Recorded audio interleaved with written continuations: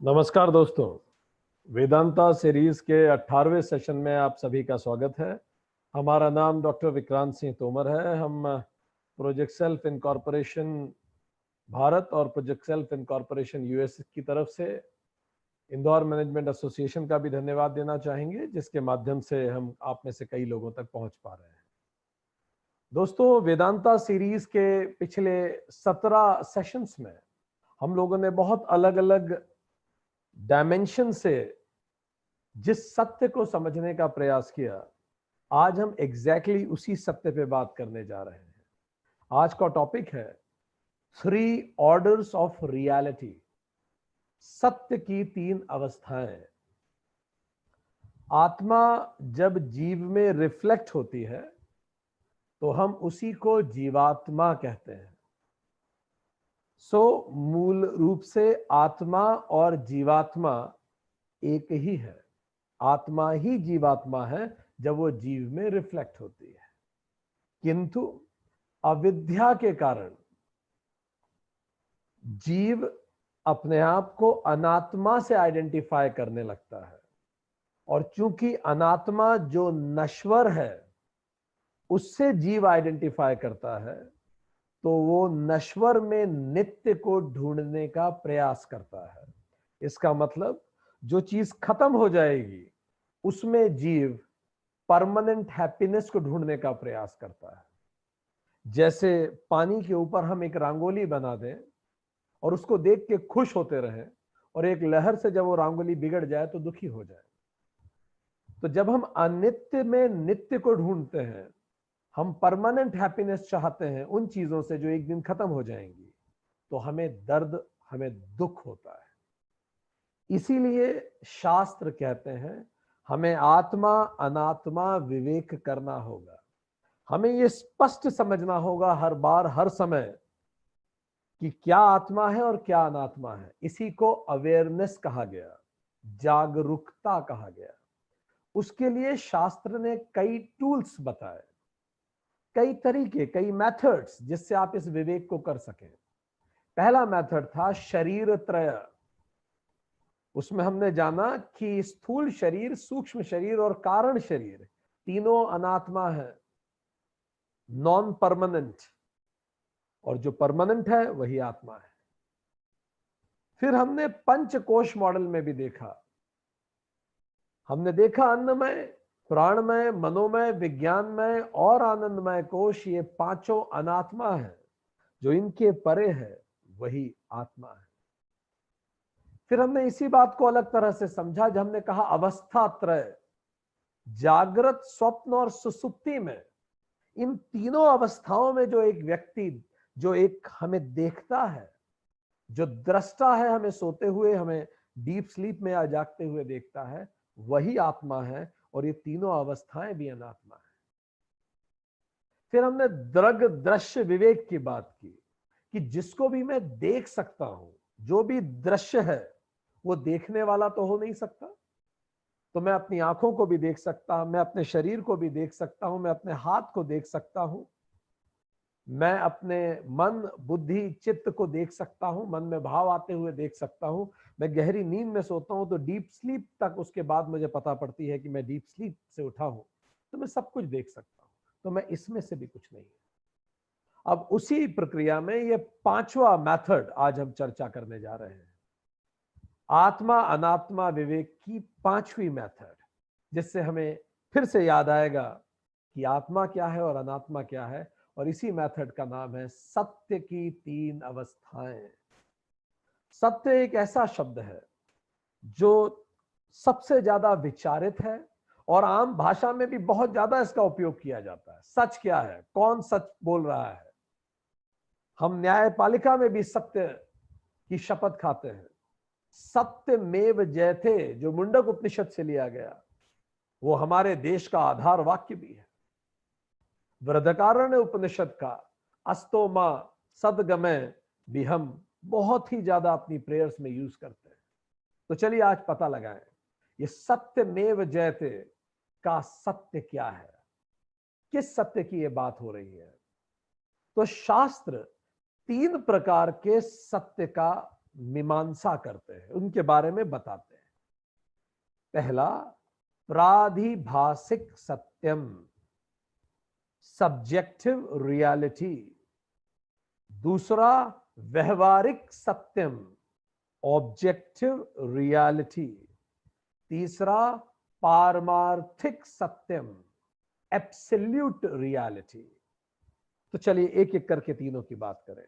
प्रादिभाषिक सत्यम, व्यवहारिक सत्यम, पारमार्थिक सत्यम, subjective reality, objective reality, absolute reality.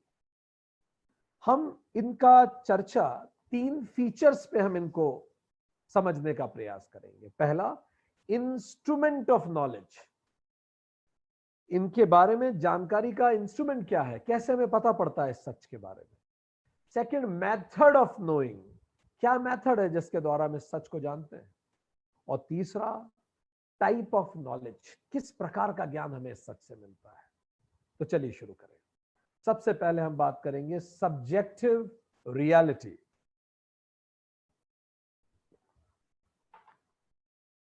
प्रादिभाषिक सत्यम, क्या अर्थ है इसका।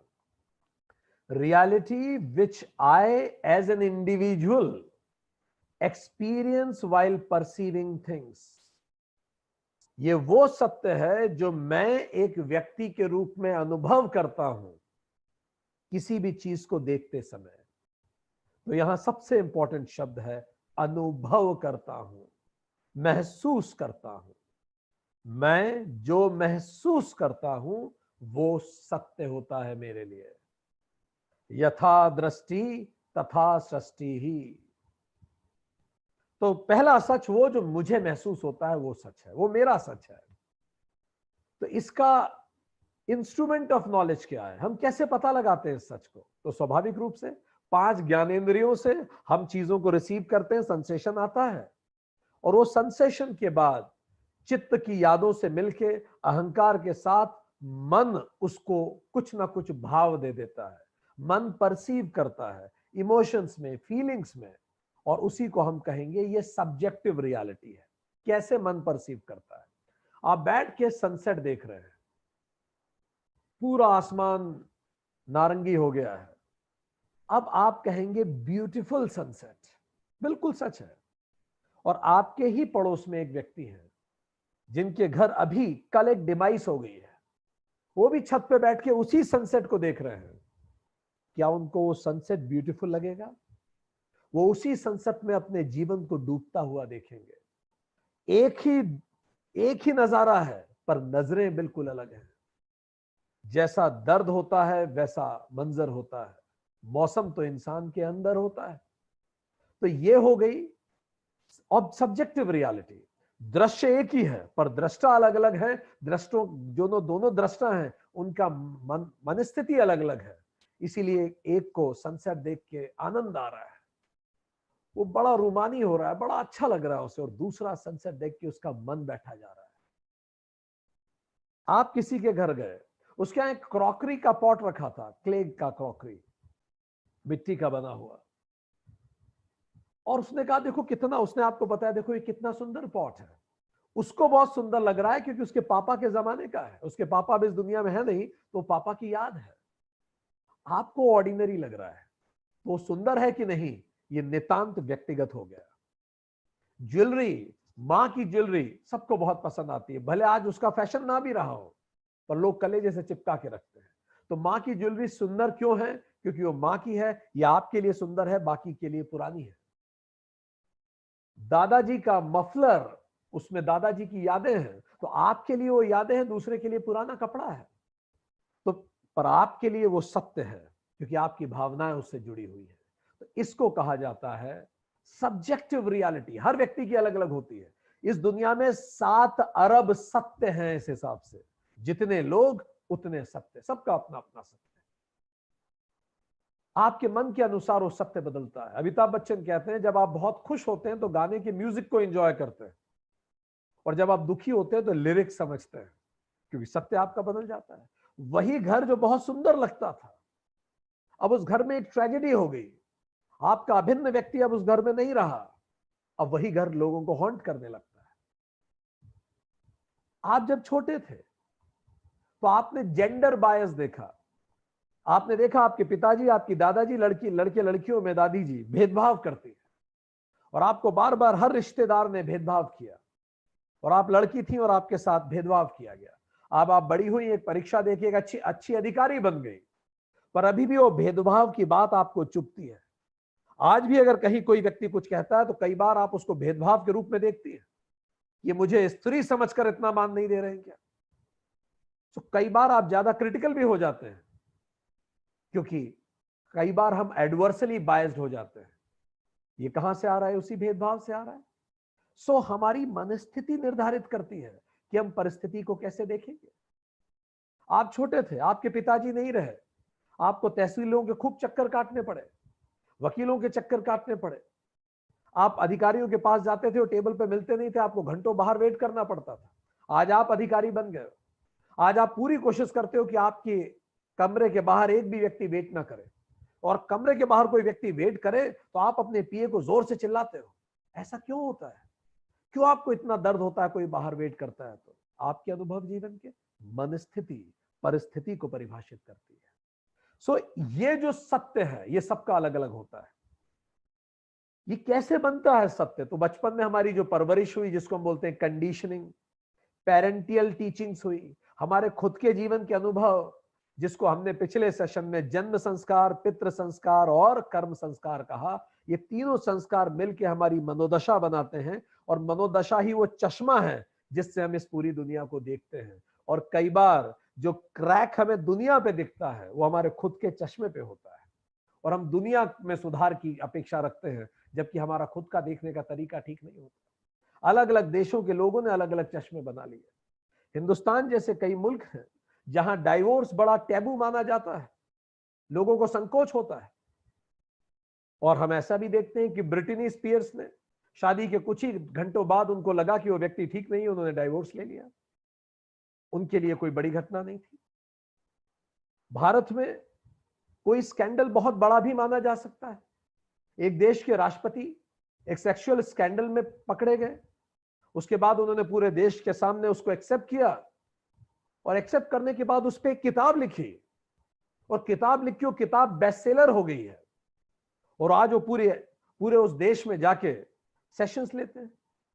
और उस किताब के चैप्टर्स भी उन्होंने ऐसे रखे कि इस स्कैंडल के बारे में उन्होंने अपनी पत्नी को कैसे बताया, इस स्कैंडल के बारे में उन्होंने अपनी बेटी को कैसे बताया। क्या भारत में कोई व्यक्ति ऐसा लिखने की कल्पना कर सकता है? ये चश्मा है, सबका अपना अपना सही है। रामायण में किरदार हुआ, रामायण में किरदार हुए राम नाम के। दशरथ ने या कैकेयी ने उनमें खतरे को देखा और कैकेयी का जीवन बर्बाद हो गया। दशरथ ने उनमें पुत्र को देखा और पुत्र के वियोग में प्राण गंवाने पड़ गए। सीता जी ने उन्हीं में पति को देखा और पति के विरह में पूरा जीवन जिया। रावण ने उन्हीं में शत्रु को देखा और एक दुखद मृत्यु को प्राप्त हुआ। केवल एक किरदार था पूरी रामायण में जिन्होंने उनमें स्वयं प्रभु को देखा, और चूंकि उन्होंने उनमें प्रभु को देखा तो उस प्रक्रिया में वो व्यक्ति स्वयं प्रभु बन गया, श्री हनुमान। तो आप कैसे देखते हैं? ये आपकी रियलिटी है, ये सबकी अलग अलग होती है। विवेकानंद अपनी यात्राओं की भारत यात्रा के दौरान एक ऐसे जगह, ऐसे प्रांत में पहुंचे, ऐसा कबीले में पहुंचे जहां एक महिला एक से अधिक पुरुषों से शादी करती थी। विवेकानंद बंगाल से थे, संस्कृति का प्रदेश है। उनको बड़ा अजीब और खराब सा लगा, पर विवेकानंद कहते हैं कि मैं वहां कुछ समय रुका। कुछ दिन रुकने के बाद मैंने देखा वो कबीला इतना शांत प्रिय, धर्म प्राय कबीला है, तो मुझे लगा मैं कौन होता हूं इन्हें जज करने वाला। यदि ये शांत हैं, खुश हैं, प्रसन्न हैं, किसी का अहित नहीं कर रहे हैं, तो इनका अपना सच है। तो इस तरह से हम सबके अपने अपने सच होते हैं। जो लोग अमेरिका कनाडा में जाके बसते हैं, उनके भारतीय रिश्तेदार अक्सर कई बार उनसे चर्चाएं करते हैं कि बच्चों को पास में सुलाना चाहिए या दूर सुलाना चाहिए। अमेरिका में बच्चों को दूसरे कमरे में सुलाते हैं, भारत में बिल्कुल पास में सुलाते हैं। अब ये भी अपने अपने सच है, चाहे हम घंटों चर्चा करें। परंपरा, लोक लाज, खाना कैसे बनाया जाना चाहिए, कपड़े कैसे पहनने चाहिए, काम कैसा करना चाहिए, सफाई का तरीका कैसा होना चाहिए, यहां तक हंसना कितना चाहिए और किसके सामने नहीं हंसना चाहिए, ये सब भी सबके अपने अपने सच है।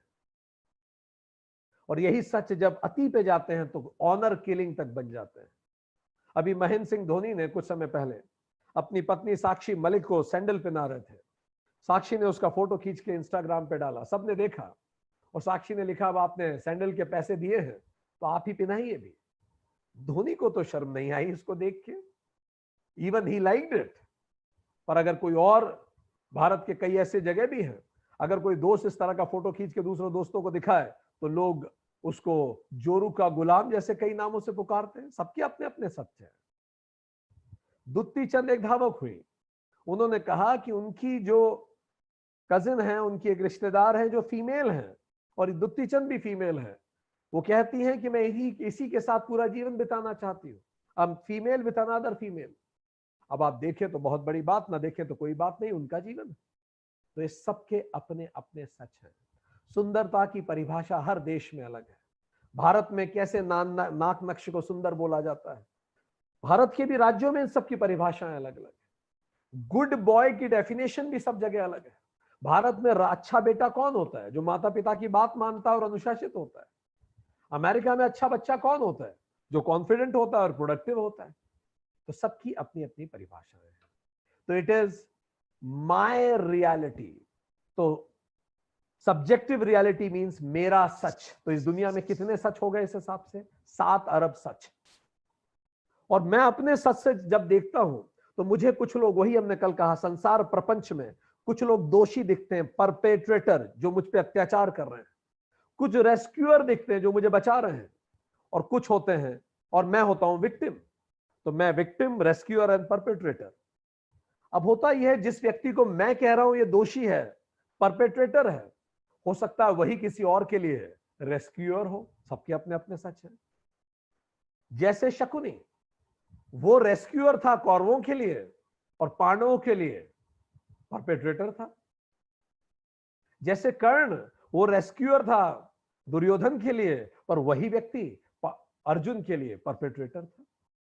हालांकि यह बात अलग है कि जो चीज आज मुझे परपेट्रेटर लग रही है, जो आज मुझे व्यक्ति दोषी लग रहा हो, कल को वही रेस्क्यूअर सिद्ध हो जाए, क्या पता।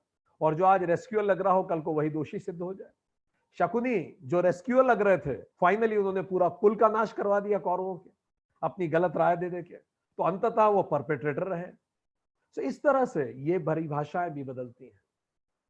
भारत पर 17 बार आक्रमण किए महमूद गजनबी ने, मोहम्मद गजनबी ने। गजनबी ने जब 17 बार आक्रमण किए भारत में, तो भारत के लिए तो परपेट्रेटर था, बिल्कुल ठीक बात है। इस तरह से जब हम देखते हैं तो दुनिया हमें परपेट्रेटर, विक्टिम और रेस्क्यूअर के ट्रायंगल में दिखती है, क्योंकि हम सबका अपना अपना वर्ल्ड मैप है। वही महिला बेटे को रेस्क्यूअर लग सकती है क्योंकि उस महिला ने उसको पाल पोस के बड़ा किया है, और वो महिला जो उसकी माता है उससे बहुत प्रेम से बात करती है। पर वही महिला बहू के लिए दोषी हो सकती है क्योंकि वो बहू से अच्छे से बात नहीं करती। अब दोनों की अपनी अपनी सच है।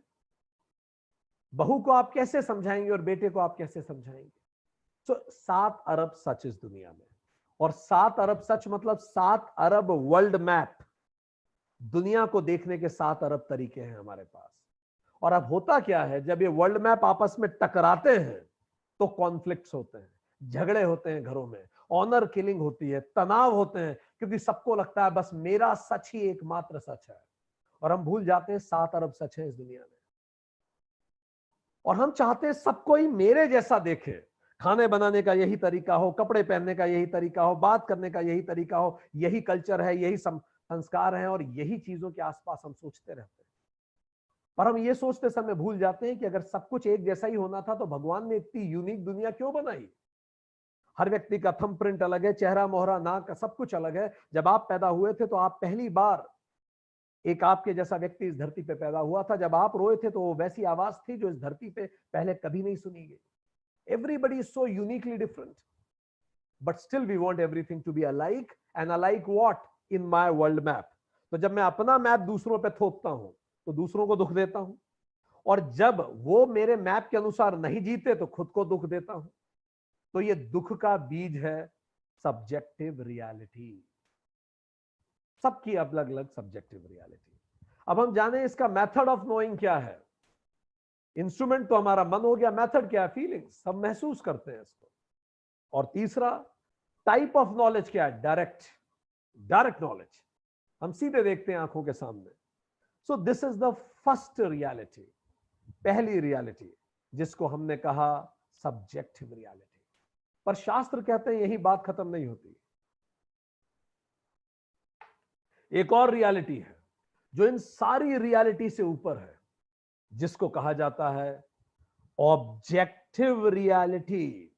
इससे बड़ी रियलिटी, जिसको कहेंगे व्यवहारिक सत्यम, ये उससे ऊपर है जो सब्जेक्टिव सत्यम है। तो ये क्या है? Objective reality is revealed when I remove my individual super imposition from the phenomena. ये कब जागृत होती है? व्यवहारिक रियलिटी, ऑब्जेक्टिव रियलिटी, जब मैं अपने आप का, खुद का सुपर इंपोजिशन, प्रभाव उस वस्तु से हटा लेता हूं जिसको मैं देख रहा हूं। जब भी मैं किसी वस्तु को देखता हूं तो मेरा प्रभाव जो उस पर होता है, मैं उसको हटा लूं। मैं उसको हिंदू बन के ना देखूं या मुस्लिम बन के ना देखूं, मैं उसको लड़का या लड़की बन के ना देखूं, मैं देखने का जो प्रभाव है उसको हटा लूं। तो फिर वो, अगर आप इतिहास पढ़ना चाहते हैं तो आप हिंदू, मुस्लिम, सिख, ईसाई बन के नहीं पढ़ पाएंगे, आप लगातार बायस्ड रहेंगे, आपको इंसान बन के पढ़ना पड़ेगा। तो जो मेरा सुपर इंपोजिशन है उसको अगर मैं हटा लूं और केवल इंसान बन के देखूं, तो जो मुझे दिखेगा उसी को हम कहेंगे ऑब्जेक्टिव रियलिटी। ऑब्जेक्टिव रियलिटी जरा समझें, जैसे एक कमरे में आप घुसे, कमरे में आपको एक रस्सी पड़ी थी, वो आपको सांप जैसी दिखी, आप एकदम से घबरा गए। ये आपको रस्सी सांप जैसी क्यों दिखी कम लाइट में? क्योंकि आपने, आपके दिमाग में जो सांप का सोच था, सांप के डर था, उस डर को आपने आरोपित कर दिया इस रस्सी पे, और वो रस्सी आपको सांप जैसी दिखने लगी और आप चौंक गए। फिर आपने लाइट ऑन की और वो रस्सी दिखी। तो जो पहले था वो सब्जेक्टिव रियलिटी थी, इसलिए आपने उसमें सांप को देख लिया। और जो बाद में था, जब लाइट ऑन हो गई, जब आपने अपना सुपर इंपोजिशन हटा लिया उस पे से, तो वो रस्सी दिखने लगी, जो सच है वो दिखने लगा। ये बिल्कुल वैसा है कि एक पिगमेंट लें, लाल रंग का एक पिगमेंट पाउडर लें आप, बुरा लाल रंग का कोई पाउडर लें, उसको एक गिलास पानी में डाल दें और ऐसे ग्लास हिला दें, तो वो जो ग्लास है उसका पानी पूरा लाल हो जाएगा। तो देखने में क्या लगेगा कि लाल रंग का पानी है? नहीं, ऐसा नहीं है। पानी अभी भी न्यूट्रल कलर का है, पर पानी के ऊपर वो लाल रंग के पाउडर का सुपर इंपोजिशन है, तो देखने में लगेगा लाल पानी, जबकि लाल पाउडर था और पानी न्यूट्रल था, दोनों मिल गए। अच्छा, दूसरी चीज यहां ये भी देखेंगे, पाउडर जो पहले बुरा था, पाउडर था वो, पर अब वो उसमें जाके लिक्विड बन गया, उसका भी स्टेट बदल गया। तो जब दो चीजें आपस में मिलती हैं तो एक दूसरे को सुपर इंपोज कर देती है। तो इसीलिए अगर हम उस सुपर इंपोजिशन को हटा दें तो जो प्रत्यक्ष दिखता है उसी को हम कहते हैं ऑब्जेक्टिव रियलिटी। थोड़ा सा समझें, ये सबके लिए एक जैसी होती है। तो इसका इंस्ट्रूमेंट ऑफ नॉलेज क्या है? स्वाभाविक रूप से अगर हम इसको सुपर इंपोजिशन, मन को हटा के देख रहे हैं, तो बचा क्या? बुद्धि, जिसको हम विवेक से देखते हैं, बुद्धि से देखते हैं। तो इसका इंस्ट्रूमेंट ऑफ नॉलेज क्या है? 5 सेंसेस, चित्त अहंकार के साथ अब बुद्धि प्रगाढ़ से, जब मैं विवेक से देखता हूं, बुद्धि से देखता हूं। जैसे उसी सनसेट की तरफ चलते हैं अपन फिर से। अगर मैं ये कहूं कि जब सनसेट होता है तो आसमान नारंगी हो जाता है, तो अब इसमें कोई विवाद नहीं है। जो दुखी है उसको भी नारंगी ही दिख रहा है, और जो सुखी है उसको भी नारंगी ही दिख रहा है। अगर मैं ये कहूं कि sun rises in the east, इसमें कोई विवाद नहीं है। सो जो निर्विवाद हो जाता है वो फिर 7 अरब सच नहीं है, वो एक ही है फिर। जैसे वो जो क्रॉकरी थी जो पापा के जमाने की थी, अगर मैं कहूं ये क्ले पॉट है तो ये सच बात है, सुंदर बुरा नहीं, क्ले पॉट है तो फैक्ट है। अगर मैं उस ज्वेलरी को कहूं ये ऑर्नामेंट है, ज्वेलरी है, सुंदर है खराब है वो आपका नजरिया है, पर ज्वेलरी तो है। अगर मैं उस दादाजी के मफलर को कहूं ये कपड़ा है तो बिल्कुल सच है, और अगर मैं कहूं ये गाना है तो सच है। अच्छा बुरा ये सब्जेक्टिव रियलिटी है, पर ऑब्जेक्टिव रियलिटी जो दिख रहा है वो ये है। सो objective reality generally more balanced होती है, ब्रॉड होती है, एक्सेप्टेबल होती है, जेनरिक व्यू होती है, और आप कलरिंग करना बंद कर देते हैं। दुनिया को अच्छे बुरे में नहीं आते, आप बीच में आ जाते हैं। इसी को कहते हैं आप लाभ हानि पे नहीं परेशान होते, आप समत्व की तरफ बढ़ना शुरू करते हैं। आप दूसरों का वर्ल्ड व्यू भी रेस्पेक्ट करते हैं। आपने अपने घरों में कई ऐसे लोगों को देखा होगा जो कहते हैं नहीं तुम भी सही हो और तुम भी सही हो, दोनों अपनी अपनी जगह सही है। ये लोग कौन है? जो ऑब्जेक्टिव रियलिटी को देख पा रहे हैं कि सबका अपना अपना वर्ल्ड व्यू है, आपस में टकराने की जरूरत नहीं है। वो ये कहेंगे कि माना गजनबी ने भारत पर अटैक किया और गजनबी ने बहुत बुरा किया, हजारों लोग मारे गए, पर शायद वो ये कहेंगे कि एक बार आप जाके अफगानिस्तान का भी तो इतिहास पढ़ो। अफगानिस्तान तो गजनबी को उनके महान राजाओं में जोड़ता है। अफगानिस्तान तो कहता है वो एक धर्मनिरपेक्ष राजा था।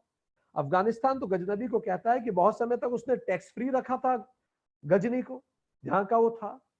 तो अब आप एक गजनी के बाशिंदे को ये कैसे समझाएंगे कि गजनबी बुरा था, क्योंकि उनके लिए तो लोक कल्याणकारी राजा था, और आप एक भारतीय को कैसे समझा देंगे वो अच्छा था?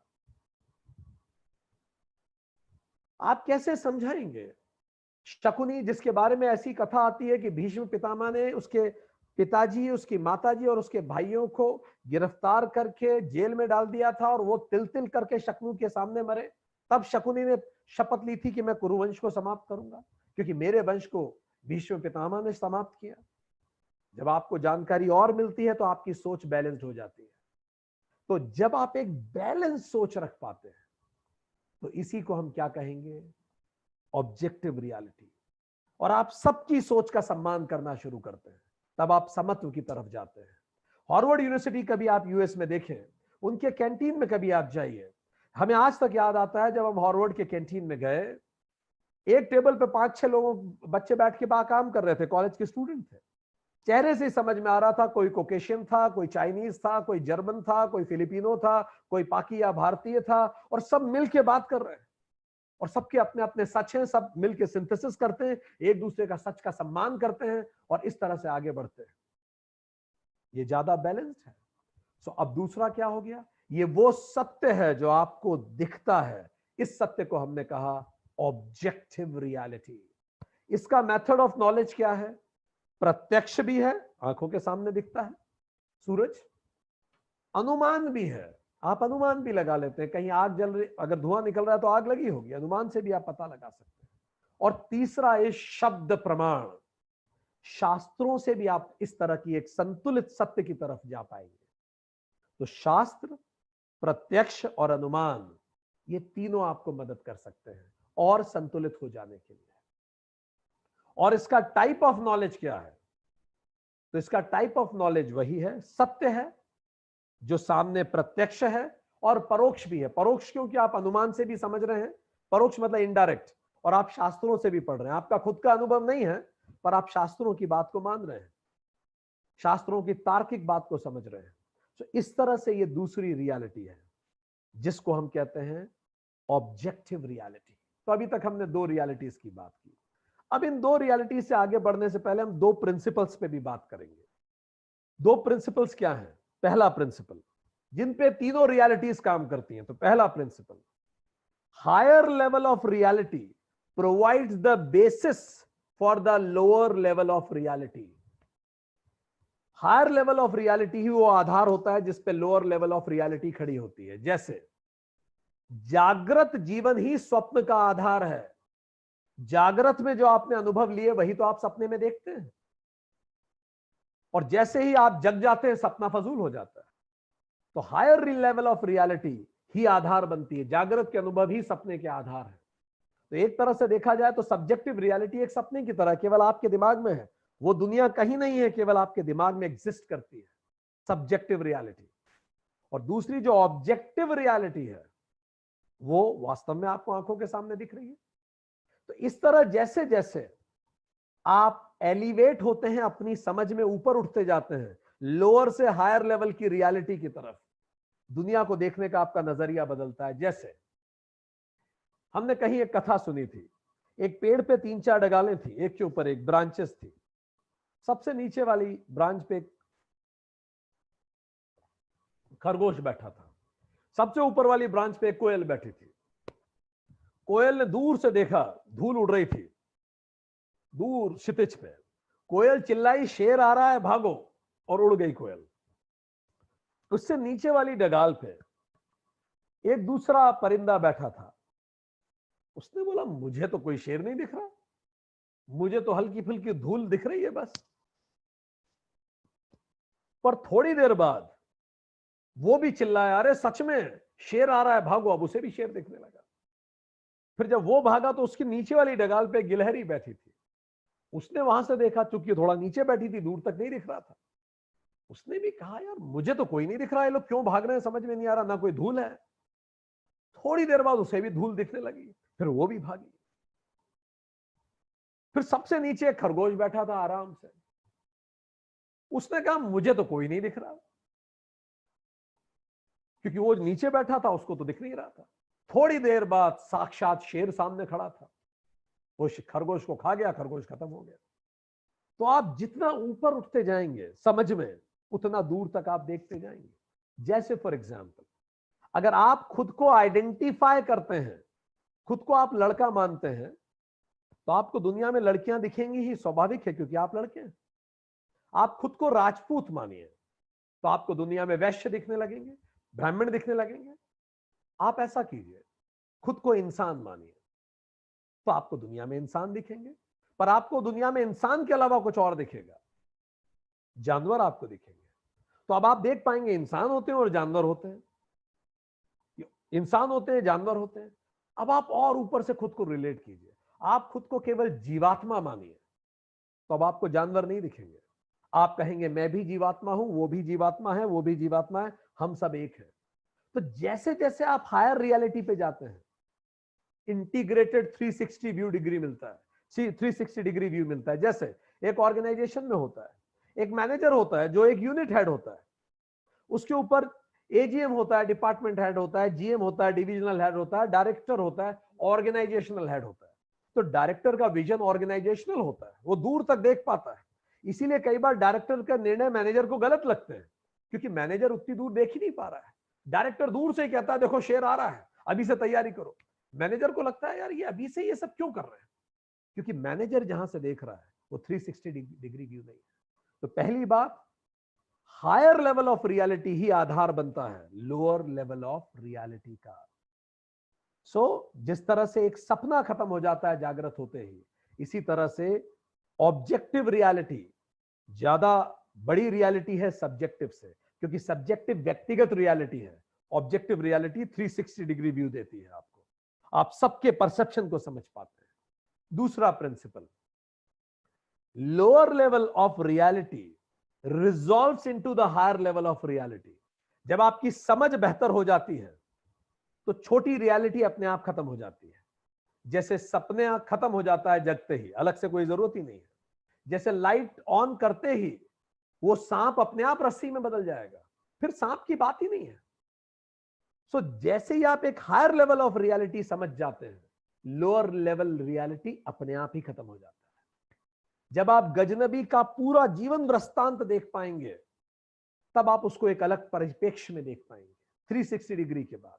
तो अपने आप डाउट्स खत्म होते हैं और एक्सेप्टेंस आती है। अभी हमने 2 लेवल ऑफ रियलिटी पढ़ी, सब्जेक्टिव एंड ऑब्जेक्टिव, और हमने 2 प्रिंसिपल पढ़े।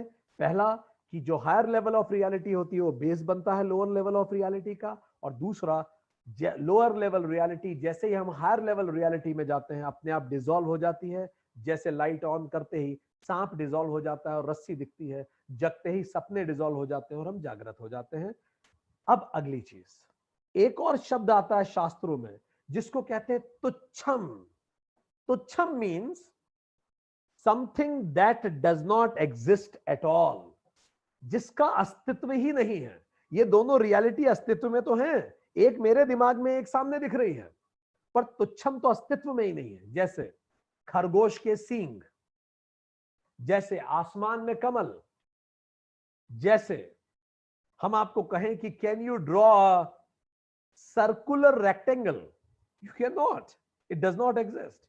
ये शब्द याद रखिएगा, तुच्छम, आगे हम इसका काम लेंगे। तो तुच्छम इज अनरियल, फॉल्स, जो अस्तित्व में ही नहीं है। आगे बात करें। अब हम तीसरे सत्य पे जाते हैं जो इन दोनों सत्य से भी ऊपर है। उस सत्य को कहते हैं पारमार्थिक सत्यम, एब्सोल्यूट रियलिटी। क्या है ये?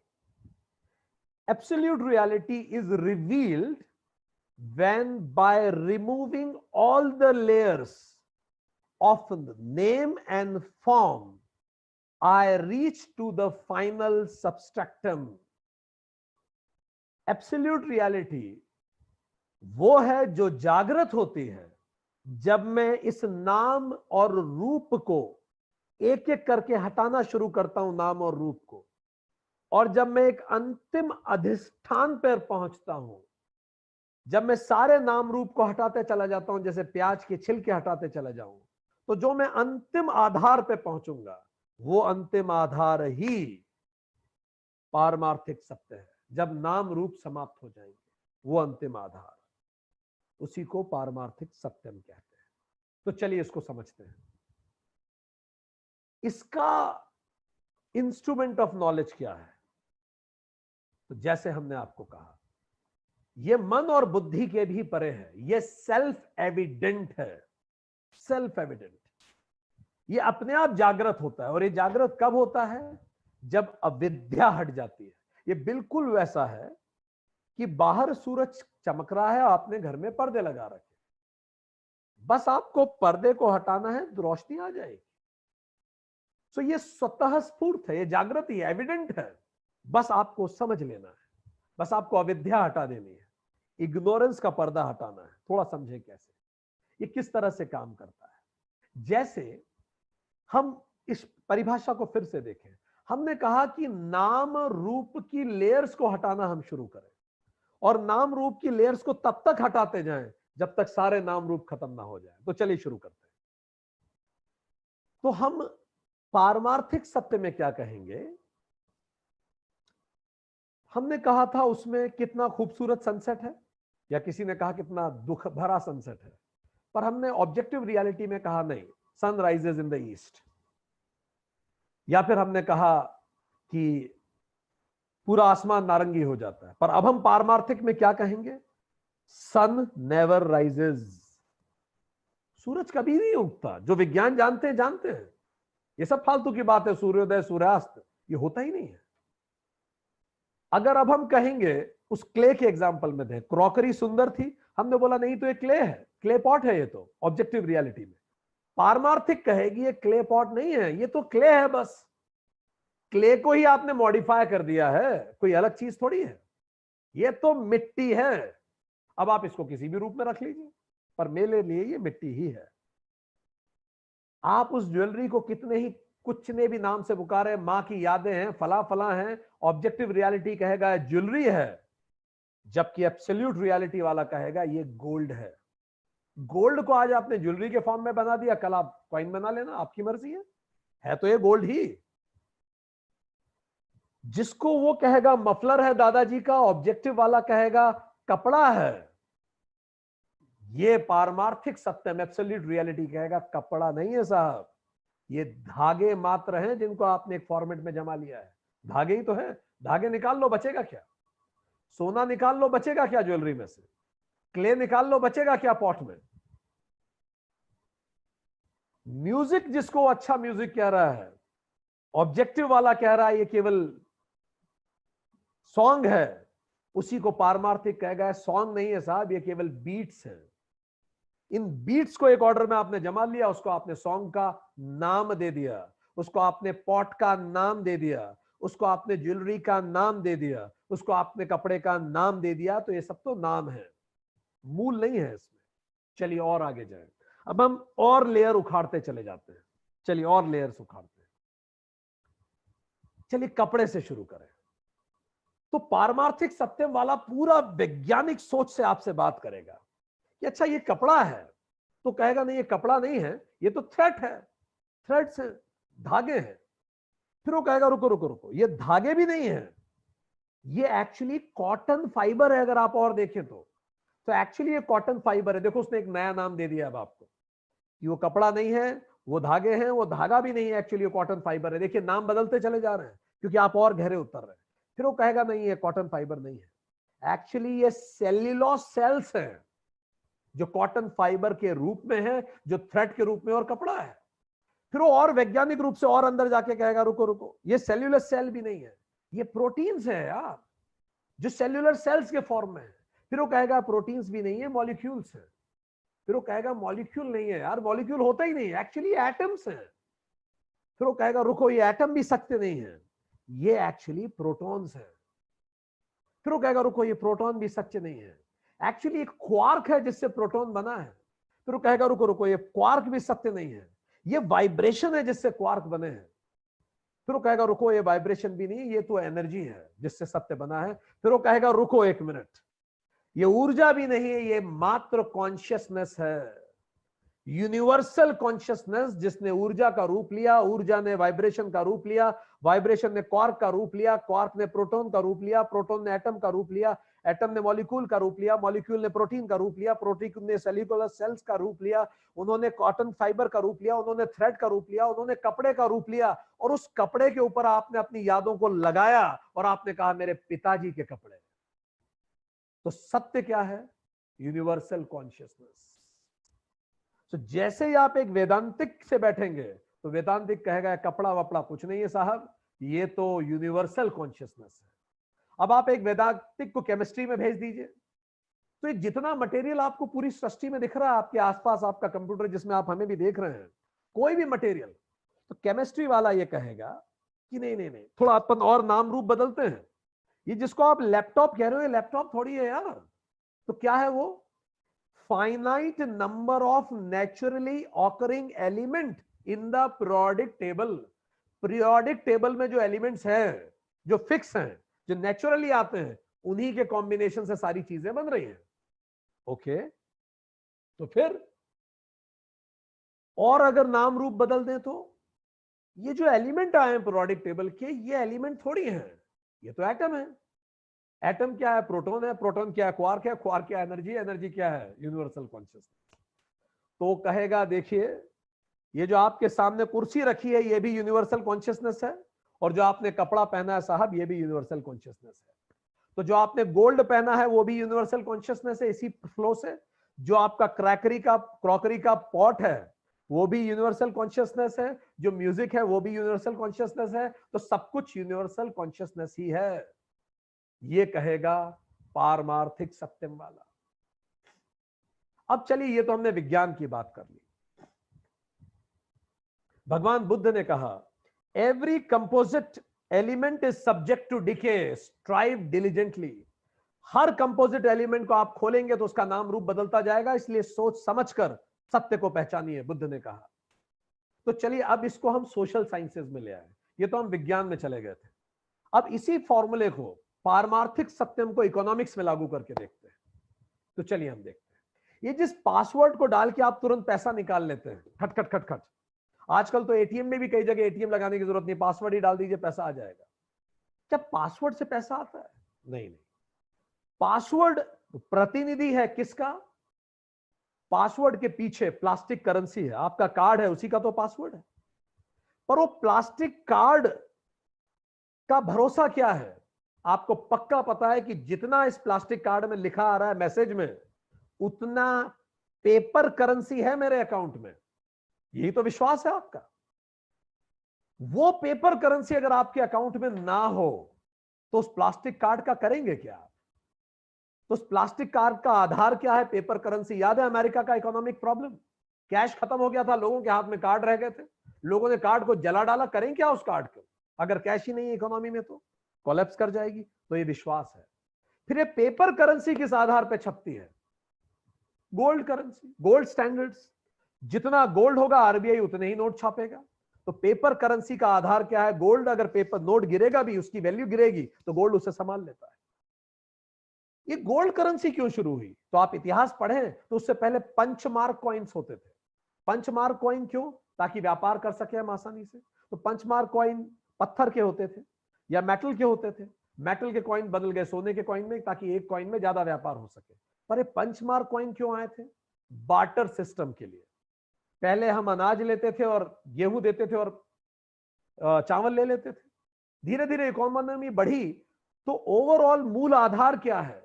जब तक मुझे कुछ ऐसा ना मिले जो डायरेक्टली मुझे मदद कर सके, क्योंकि पासवर्ड मुझे मदद नहीं करता, मूल रूप से मुझे एक आधार चाहिए। तो पूरी इकोनॉमी का आधार क्या है? पूरी करेंसी सिस्टम का आधार सोना है, और गोल्ड सिस्टम का भी आधार इंसान को मिलने वाला डायरेक्ट बेनिफिट है।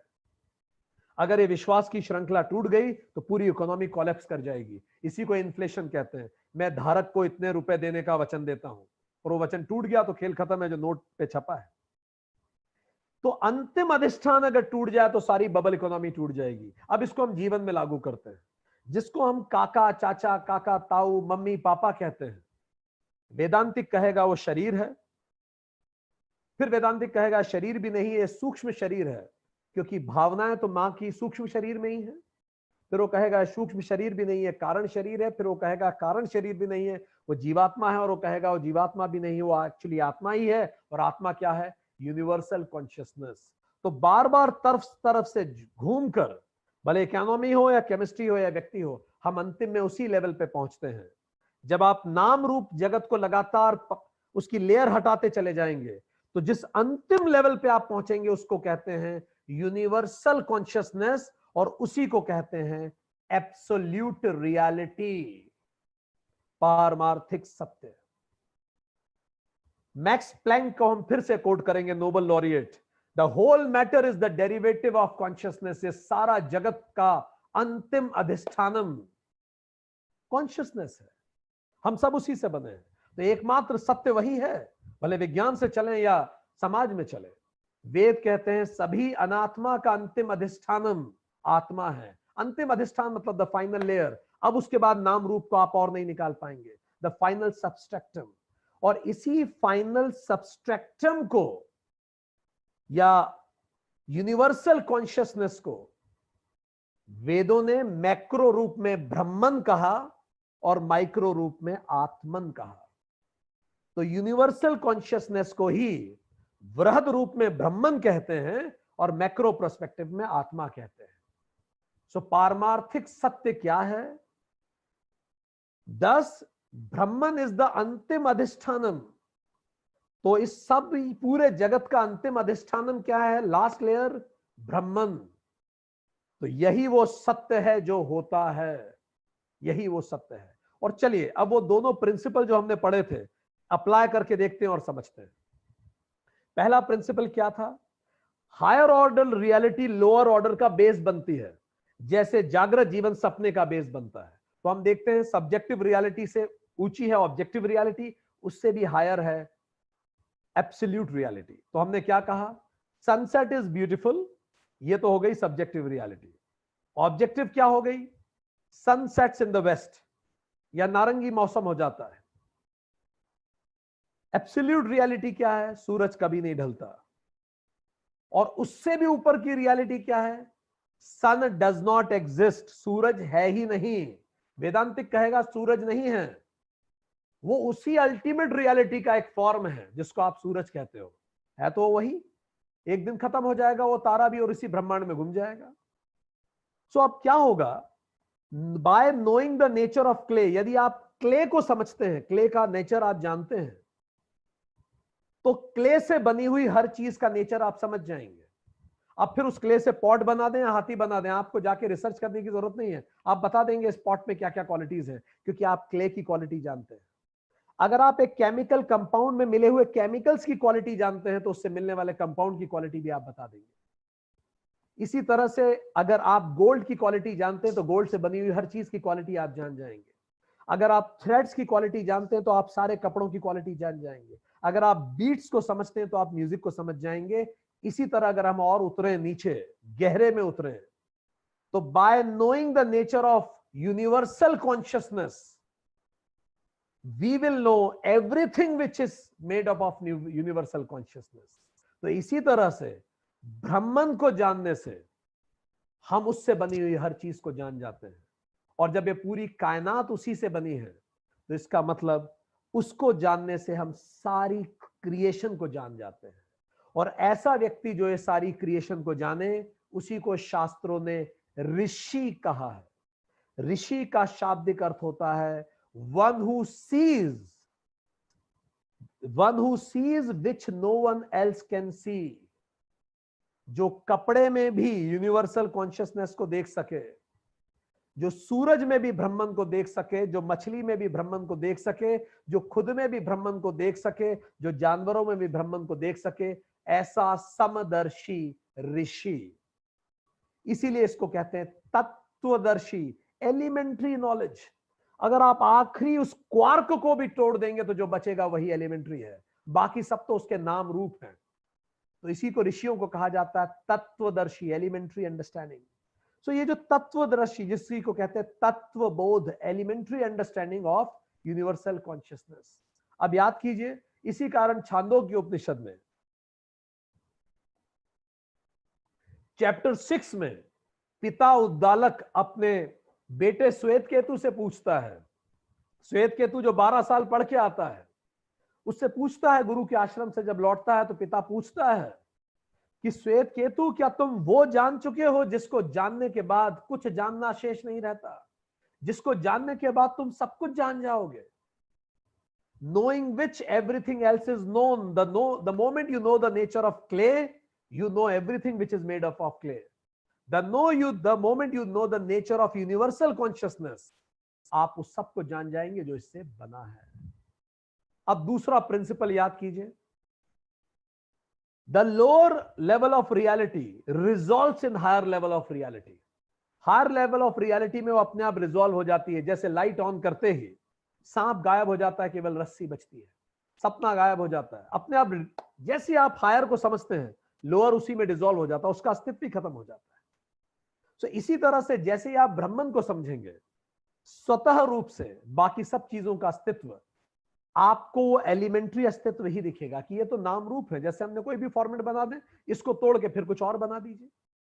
इसको अगर हम इंडस्ट्री के फॉर्मेट में समझें, तो जिसको एक ऑटोमोबाइल इंजीनियर ऑटोमोबाइल इंडस्ट्री कहता है, जिसको एक केमिकल इंजीनियर केमिकल इंडस्ट्री कहता है, जिसको एक आईटी इंजीनियर आईटी इंडस्ट्री कहता है, जिसको एक मैकेनिकल इंजीनियर मैकेनिकल इंडस्ट्री कहता है, उन सभी को, एक ऑटोमोबाइल को, एक केमिकल को, जैसे Tata Automobiles, Tata Motors, Tata Chemicals, Tata Consultancy, Leo जो टाटा टॉयज बनाता है, टाटा की ज्वेलरी तनिष्क, टाटा की घड़ियां टाइटन, इन सबको अगर आप रतन टाटा के पॉइंट ऑफ व्यू से देखेंगे तो कहेंगे ये सब प्रोडक्ट है। इंजीनियर्स आपस में लड़ते रहेंगे ब्रांच कौन सी अच्छी है, पर जब रतन टाटा से पूछेंगे तो कहेंगे यार नमक भी एक प्रोडक्ट है, कार भी एक प्रोडक्ट है, तुम्हें प्रोडक्ट बनाना और बेचना आना चाहिए, बस बहुत है। इसीलिए रतन टाटा जो एक आर्किटेक्ट है, वो इन सब इंडस्ट्री के चेयरमैन बन के आसानी से काम कर सकते हैं, कारण वो तत्व समझ रहे हैं बिजनेस का कि ये प्रोडक्ट है। जबकि आप इंजीनियर से पूछ लें तो वो भिड़ जाएंगे आपस में कि कौन सी ब्रांच अच्छी है। रतन टाटा को ब्रांच दिखती नहीं है, उनको केवल प्रोडक्ट दिखता है। तो जब आप तत्वदर्शी होंगे तो आपको नेम एंड फॉर्म नहीं दिखेंगे, यूनिवर्सल कॉन्शियसनेस दिखती है फिर सभी चीजों में। So instead of saying it is a beautiful pot of subjective reality, objective reality वाला कहेगा इट्स अ क्ले पॉट, शायद एब्सोल्यूट रियलिटी वाला कहेगा there is no pot, it's only clay. और वो कहेगा मैं एक कदम और आगे बढ़ा हूं, there is no clay, even clay भी नहीं है, केवल यूनिवर्सल कॉन्शियसनेस है, केवल ब्रह्मन है। इसीलिए आप देखते हैं ऋषियों को हर तरफ ब्रह्म दिखता है।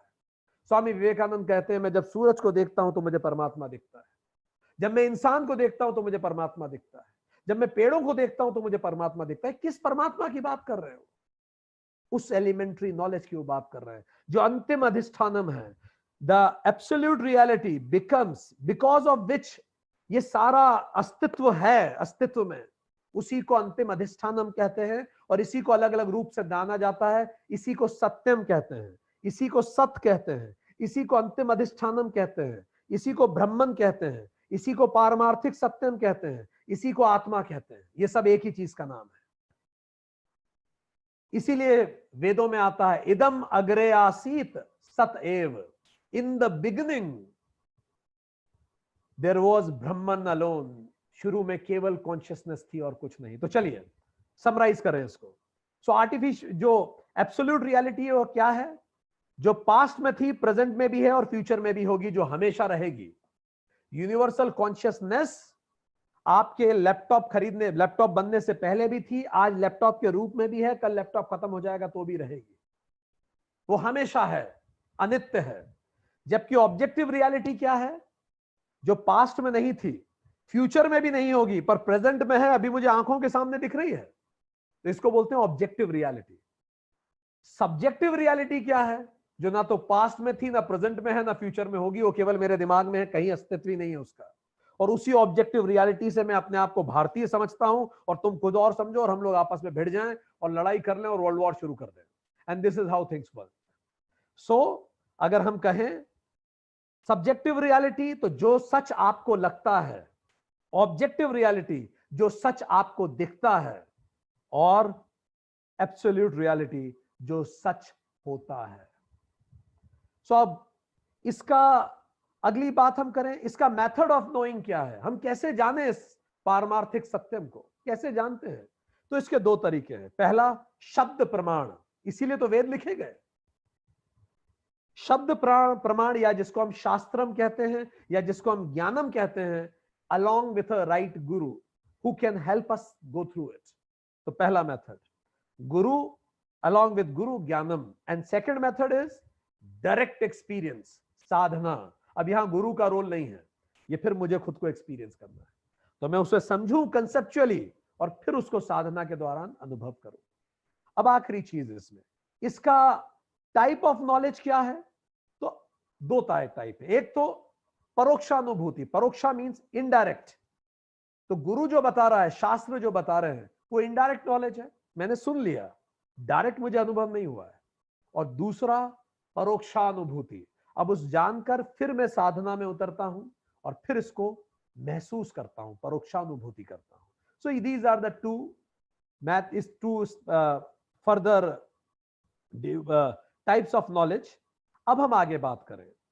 सो जिसको हम पारमार्थिक सत्यम कहते हैं, उसी को सत्य कहा जाता है, सत्य या सत्यम।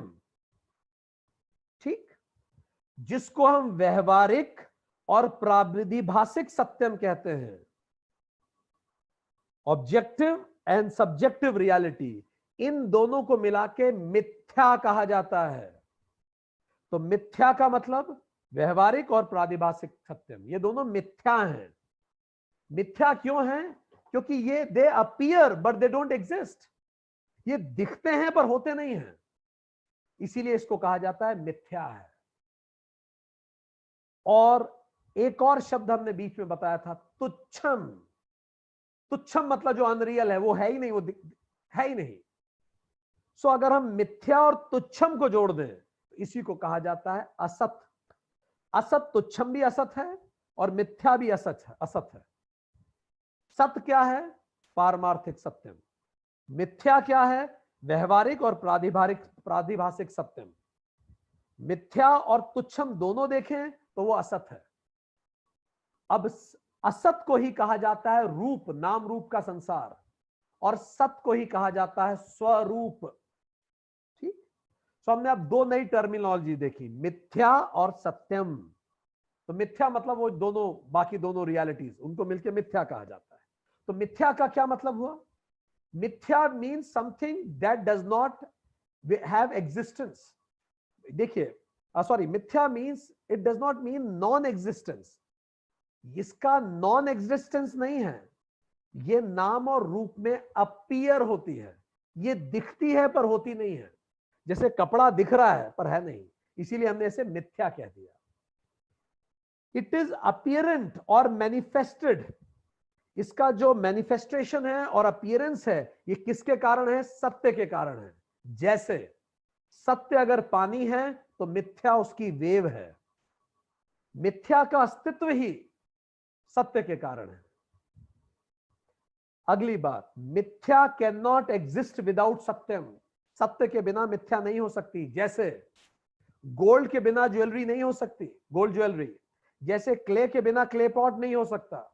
जैसे क्लॉथ के बिना, थ्रेड के बिना क्लॉथ नहीं हो सकता। जैसे वाटर के बिना वेव नहीं हो सकता, उसी तरह से ब्रह्मन के बिना नाम रूप का जगत नहीं हो सकता। तो मिथ्या नहीं हो सकती सत्य के बिना, क्योंकि ये तो नेम एंड फॉर्म है, यूनिवर्सल कॉन्शियसनेस ही तो उसका बेस है। पर सत्य एग्जिस्ट कर सकता है मिथ्या के बिना। कैसे? आप देखिए, गोल्ड हो सकता है बिना ज्वेलरी के, क्ले हो सकता है बिना पॉट के, इसी तरह से यूनिवर्सल कॉन्शियसनेस हो सकती है बिना इस संसार के। It has its existence. मिथ्या अंडरगोज चेंजेस बट सत्यम डजंट चेंज। लहरें बदलती हैं, पानी थोड़ी बदलता है, लहरों के शेप बड़े छोटे होते हैं। सो मिथ्या बदलती है, यूनिवर्सल कॉन्शियसनेस तो वही है, उसके रूप बदल सकते हैं। अगली बात, मिथ्या is temporary, Satyam is permanent. Waves temporary है, रूप बदल जाएगा। आज आप इसको तोड़ के कुछ और बना दीजिए तो आपको कुछ और दिखने लगेगा अपनी सब्जेक्टिव ऑब्जेक्टिव रियलिटी में। सो वेव्स टेम्पररी है और वाटर परमानेंट है। इसीलिए हम हमेशा कहते हैं ब्रह्मम सत्यम, यूनिवर्सल कॉन्शियसनेस ही सत्य है, जगत मिथ्या, और ये सारी जगत झूठ। ये जगत मिथ्या है। मिथ्या मीन्स इट अपीयर्स। मिथ्या does not mean non existence, it means it only appears as existing, and because it appears it is satyam, दिखता है हमें। इसीलिए हम कहते हैं सत्यम एव जयते, केवल सत्य ही जीतेगा। अंतिम में जब आप उतरेंगे तो केवल यूनिवर्सल कॉन्शियसनेस बचेगा। इसीलिए हम कहते हैं अस्तो मा सतगमय, मुझे इस नेम एंड रूप, असत क्या है? मिथ्या ही तो असत है। मुझे इस नेम एंड रूप के फॉर्मेट से सत्य की तरफ लेके जाइए। इसीलिए हम कहते हैं ब्रह्मन को ही स्वरूपम। इसीलिए हम आत्मा का स्वरूप क्या कहते हैं? सत चित आनंद। सत मीन्स एग्जिस्टेंस, जो हमेशा है। सत मीन्स जो पास्ट में भी था, प्रेजेंट में भी था, फ्यूचर में भी है, हमेशा रहेगा, वो है सत, जिस पे हमने इतनी बात की। दूसरा एक चित्त। चित्त मीन्स यूनिवर्सल कॉन्शियसनेस। सो आत्मा का दूसरा स्वरूप क्या है? आत्मा हमेशा है, नित्य है, और दूसरा स्वरूप क्या है? कॉन्शियसनेस। ये अंतिम अधिष्ठान है, हर चीज उसी से बनी है, यूनिवर्सल कॉन्शियसनेस। और तीसरा इज आनंद, ब्लिस, सत चित आनंद। आनंद क्यों?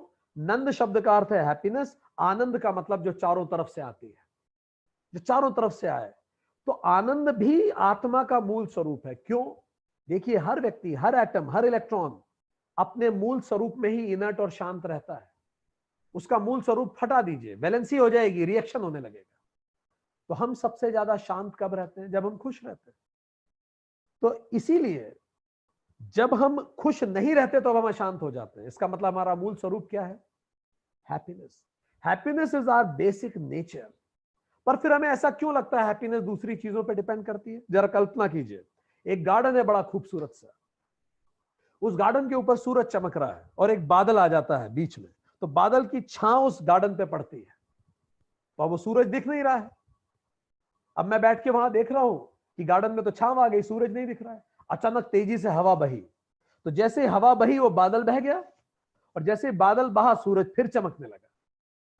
अब इसी को अपने जीवन में अपना के देखते हैं। ये जो बादल है, ये जो बादल है, ये हमारी कामनाएं हैं, इच्छाएं हैं, डिजायर्स हैं।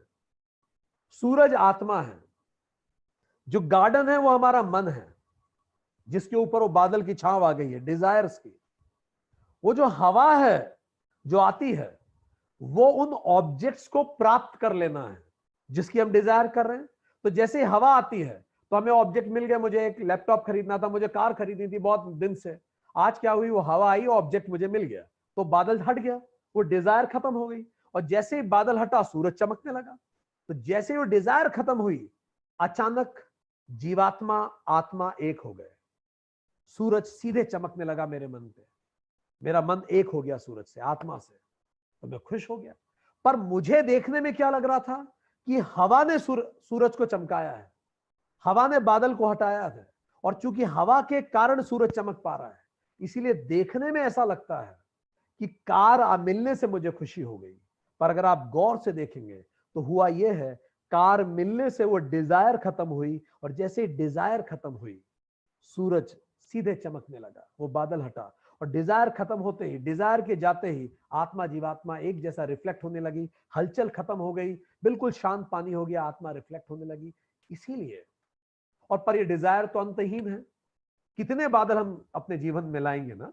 सो इसीलिए जब भी हम पूछें हम कौन हैं, तो हम सदचित आनंद स्वरूपम आत्मा, सत एग्जिस्टेंस, चित कॉन्शियसनेस, आनंद परमानेंट ब्लिस, स्वरूपम मेरा निज रूप, यही है। अब आखिरी बात, हम कैसे ये टेक्निक, हम आपको एक टेक्निक आज दे रहे हैं कि कैसे आप इसको अपने जीवन में लागू कर सकते हैं। तो ऐसा कीजिए, अब इस टेक्निक को गौर से सुन लीजिए और अभी कीजिएगा जब आपको फुर्सत मिले। टेक अप सिचुएशन, कोई भी सिचुएशन लीजिए, आपके साथ आपको बॉस ने डांट दिया, आपको घर में कुछ हो गया, कोई भी सिचुएशन आ गई जिससे आप तनाव में हैं, किसी ने कुछ कह दिया, आपकी जो सब्जेक्टिव रियलिटी है उसको हर्ट हो गया, मुझे ऐसा कैसे कह दिया सबके सामने, तो सब्जेक्टिव रियलिटी हर्ट हो गई, वो व्यक्ति ऐसा कैसे सोच सकता है, जो भी कुछ हो गया। Take up a situation. अब एक कुर्सी पे बैठिए, इसके लिए आपको 3-4 कुर्सियां चाहिए, ठीक है। तो पहले एक कुर्सी पे बैठ जाइए ऐसे हाथ बांध के, और अब आप सोचिए कि ये जो कुर्सी है ये मेरी सब्जेक्टिव रियलिटी है, ठीक। अब सब्जेक्टिव रियलिटी से उस घटना को देखिए कि मेरे बॉस ने मुझे ऐसा कहा।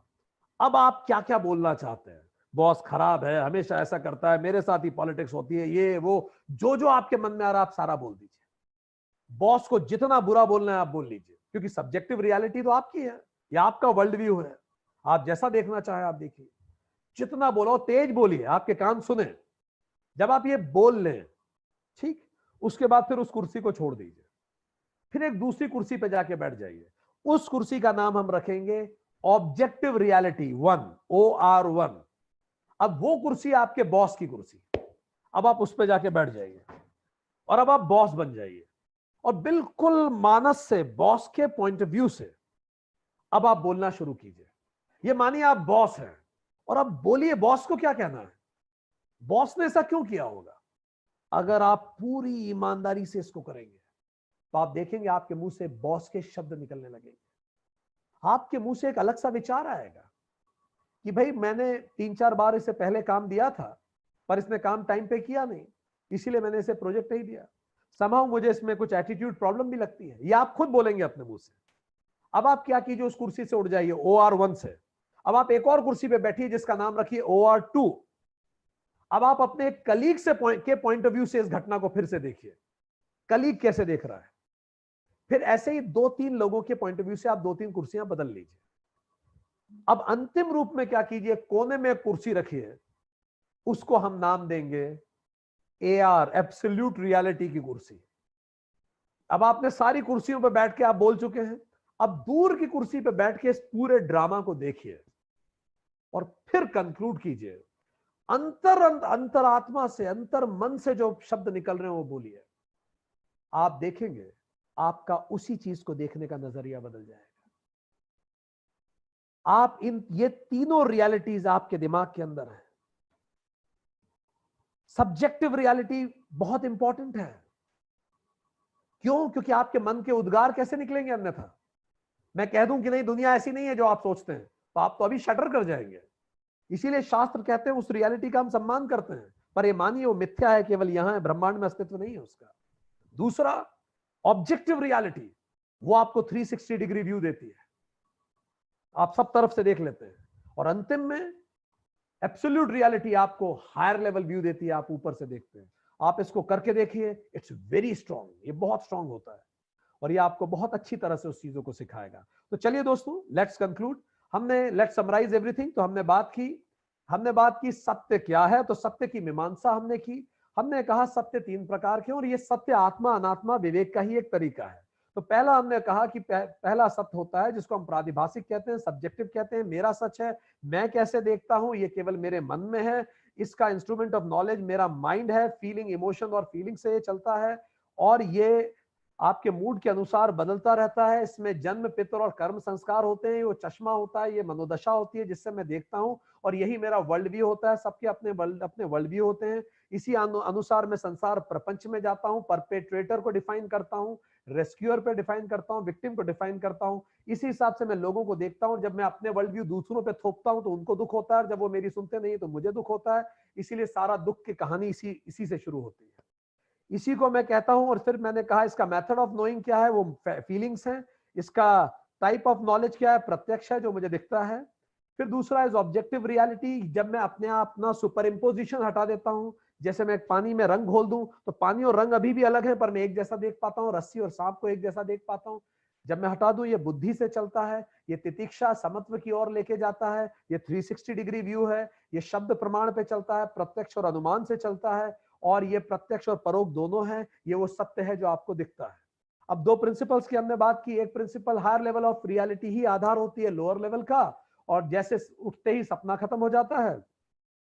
और हमने देखा कि आप कैसे जनरल मैनेजर का व्यू अलग होता है और डायरेक्टर का व्यू अलग होता है। जैसे जैसे आप ऊपर उठते हैं व्यू बदलता जाता है। और दूसरा lower level of reality dissolve हो जाती है हायर लेवल में। जैसे लाइट ऑन होते ही सांप डिजोल्व हो जाता है रस्सी में। तुच्छम वो होता है जो होता ही नहीं है, पर फिर भी कई बार भ्रांतियां इस तरह की पल जाती हैं, इसको तुच्छम नाम दिया गया।